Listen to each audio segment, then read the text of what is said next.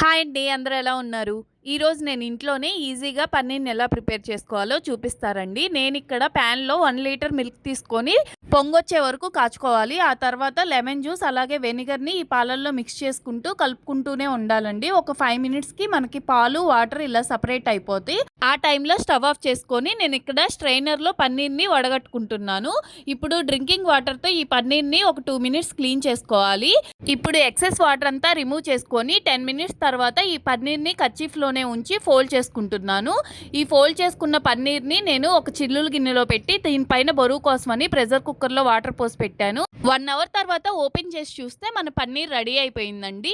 చాలా ఫ్లఫీగా, స్మూత్‌గా వచ్చింది. మీరే చూడండి. బయట ప్రిజర్వేటివ్స్ ఏసి ప్రిపేర్ చేసే పన్నీర్ కన్నా మనం ఇలా ఇంట్లోనే పన్నీర్‌ని సింపుల్‌గా ప్రిపేర్ చేసుకోవచ్చు. ప్రాసెస్ కూడా చాలా ఈజీగా ఉందండి. ఈ పన్నీర్‌ని 10 డేస్ పాటు స్టోర్ చేసుకొనైనా యూజ్ చేసుకోవచ్చండి. మీరు ట్రై చేయండి. అలాగే సబ్స్క్రైబ్ చేయండి.